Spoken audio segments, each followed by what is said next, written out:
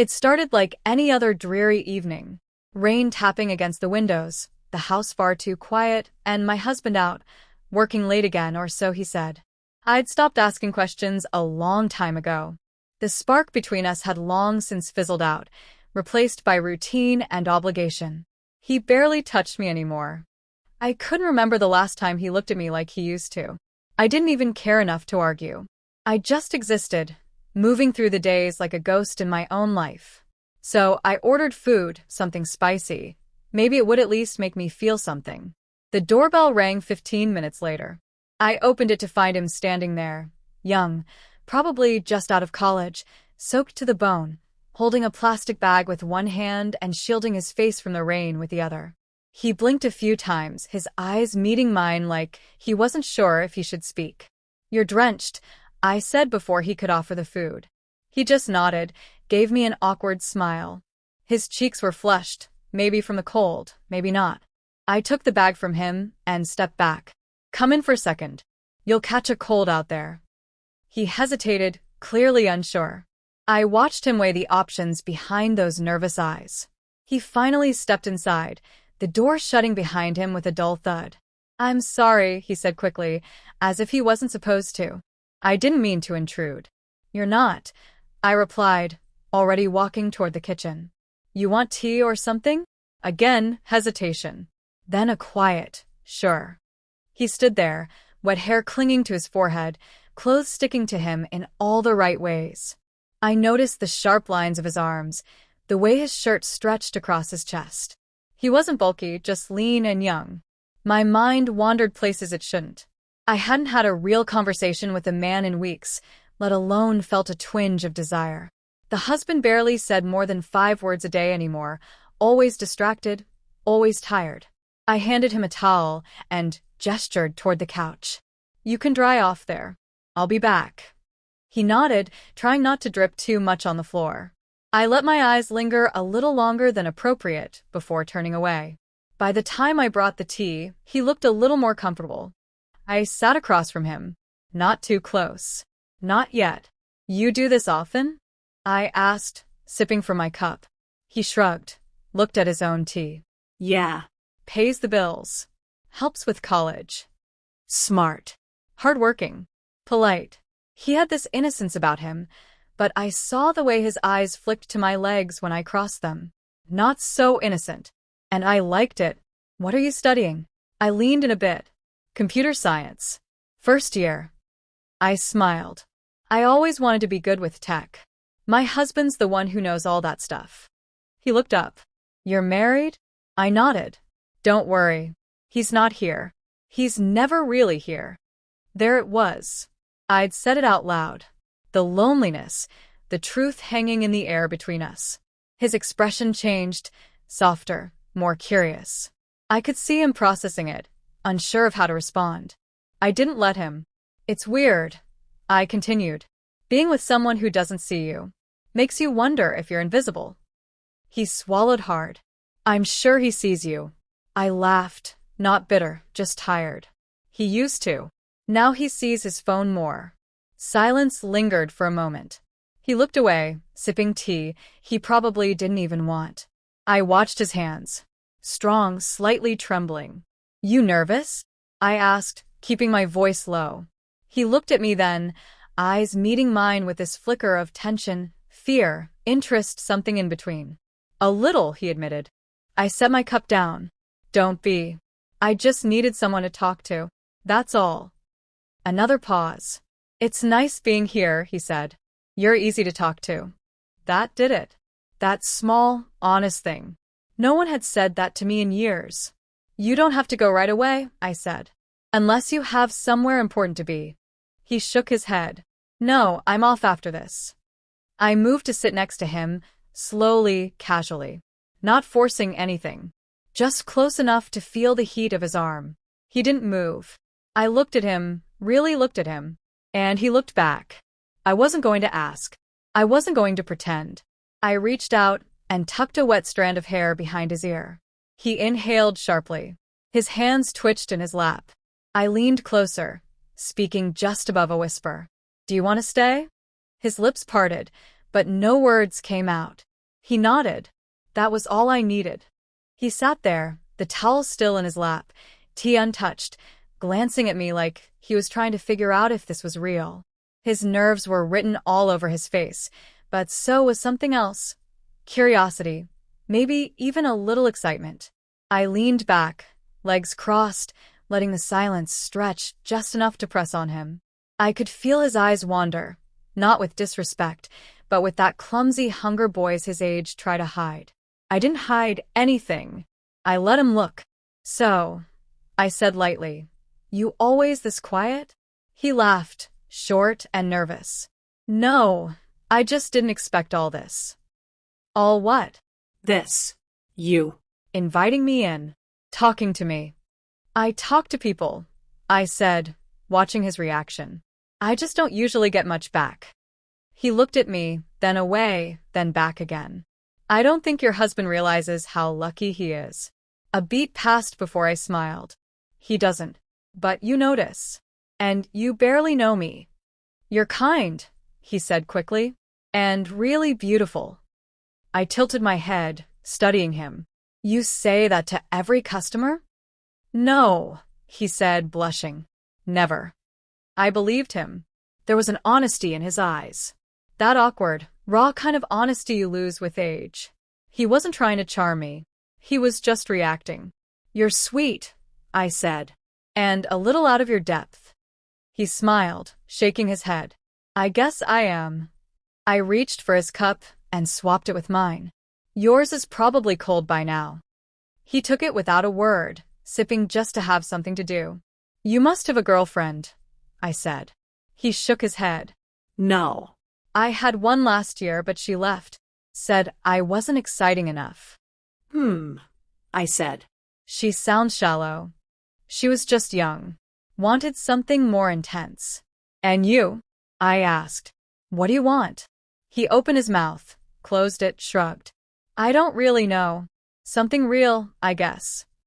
Honest answer. He looked at me again, more confident this time. What do you want? I didn't answer right away. I let him feel the weight of the question. Then I looked at him straight. To remember what it feels like to be wanted. Really wanted. Not tolerated. His mouth parted slightly.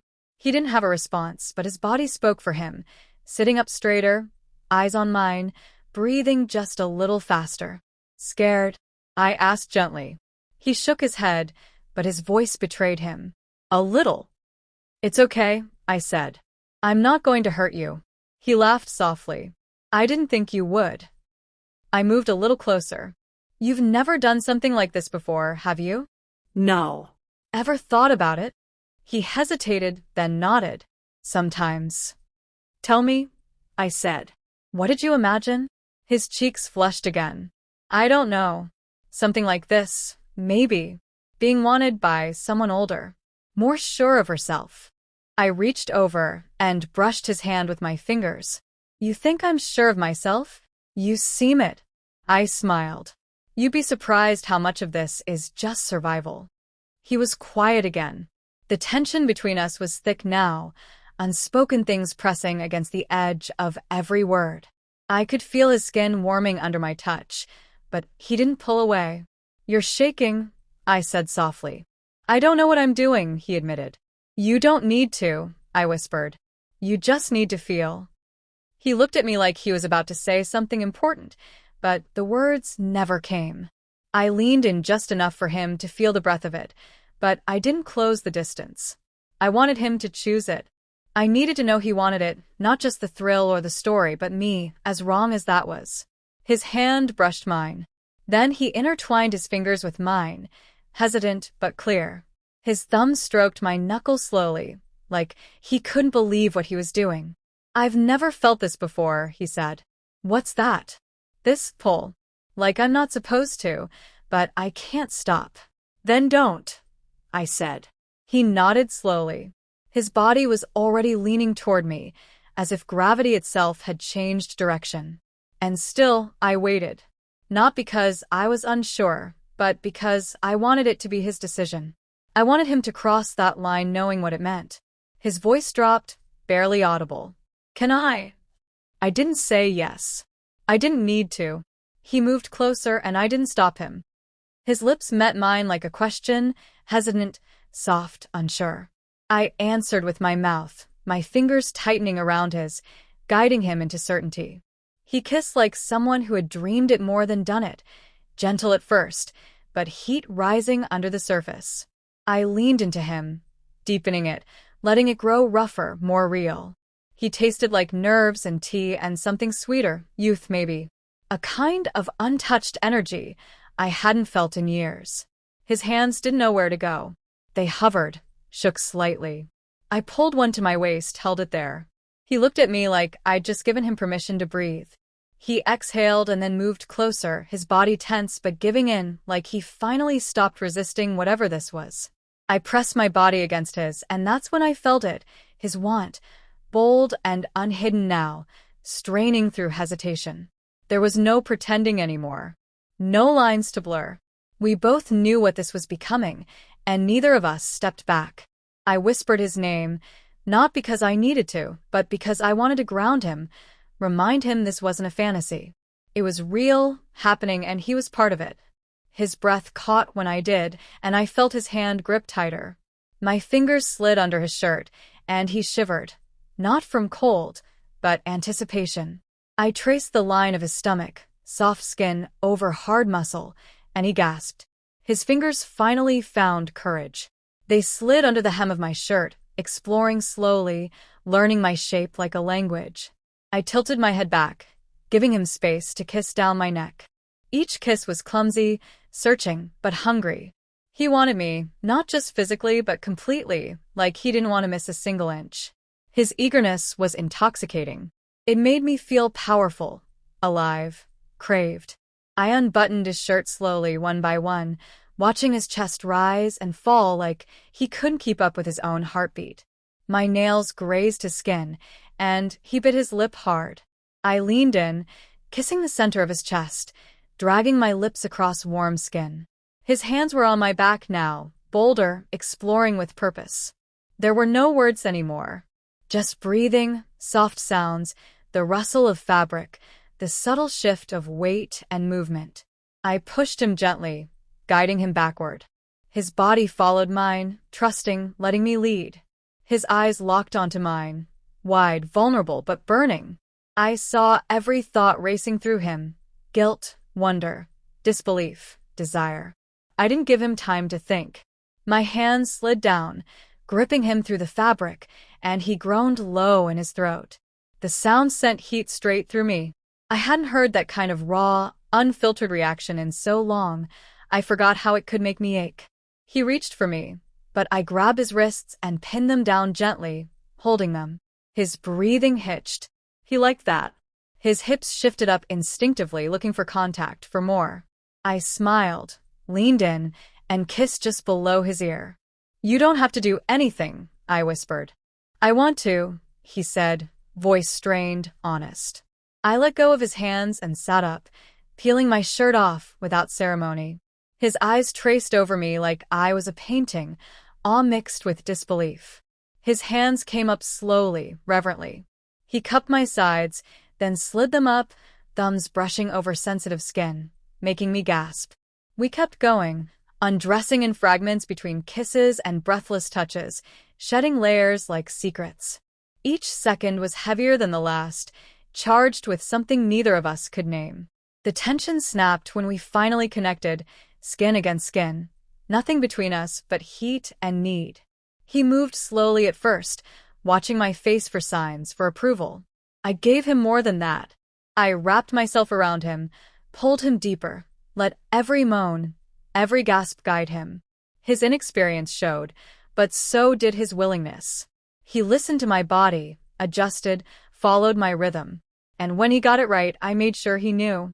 I told him with every sound I made, every movement of my hips.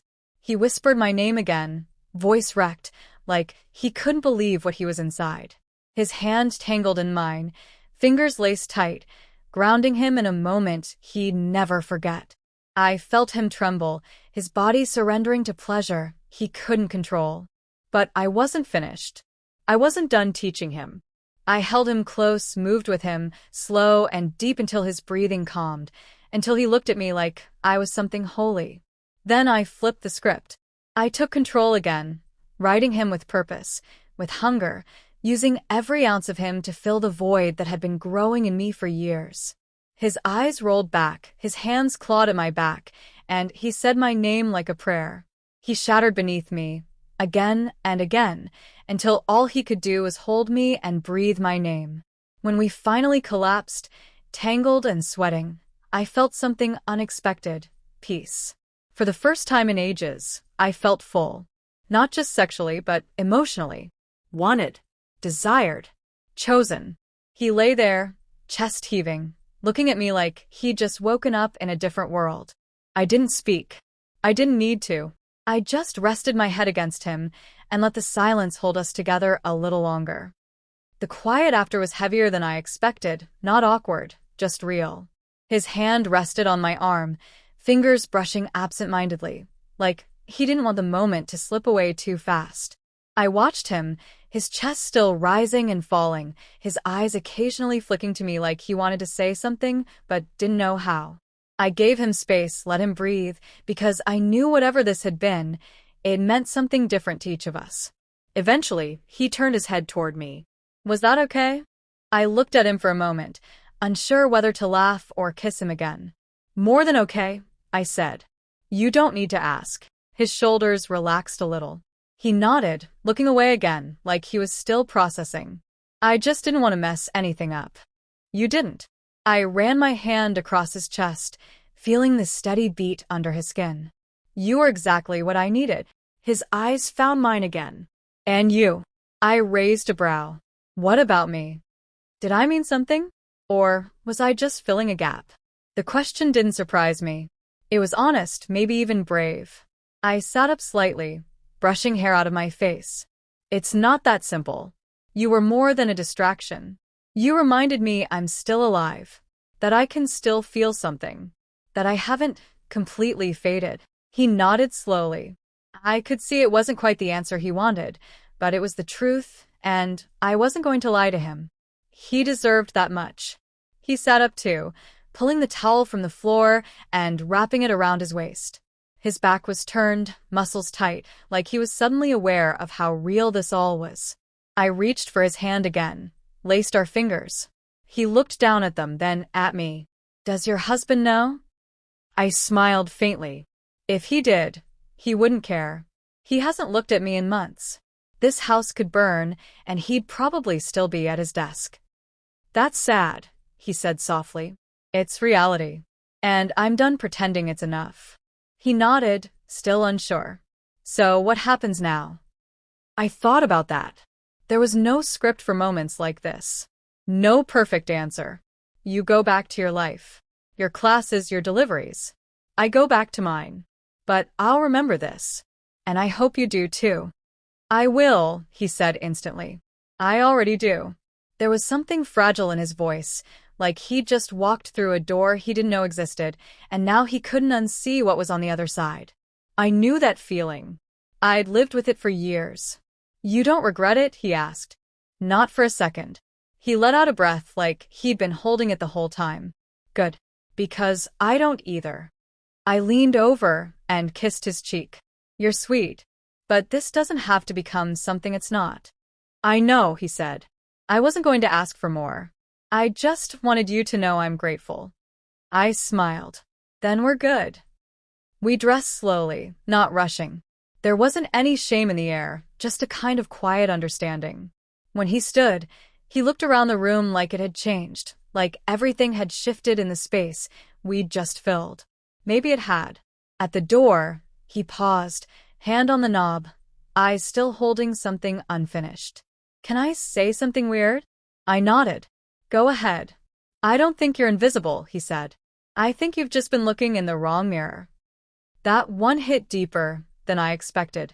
I didn't show it, but it settled somewhere in my chest and stayed there. Thank you, I said. He opened the door, rain still falling outside, softer now. He stepped out, then turned back. If you ever want to talk again, I raised a brow. You deliver tea too? He laughed. Anything for you. And then he was gone, swallowed by the gray evening. I stood there for a while, Door still open. Rain scent drifting in. Something in me felt lighter, like a piece of weight had been quietly lifted. I closed the door slowly and leaned against it. My phone buzzed on the table nearby. A message from my husband, short and routine. Working late. Don't wait up. I stared at it, no anger, just numb recognition. I put the phone down and walked back into the room. The couch still held the warmth of what had happened. My body was sore in a good way. My mind wasn't spinning like it used to. I felt grounded. A little guilty, maybe, but not for the act, only for letting myself disappear for so long. That night, I didn't wait up. I didn't rehearse excuses or build lies. I didn't care to. My silence would be louder than anything I could say. And in that quiet, I finally started remembering who I used to be. Who I still could be. Not because of him. Not because of the thrill. But because I allowed myself to want again. And I wasn't going to forget that.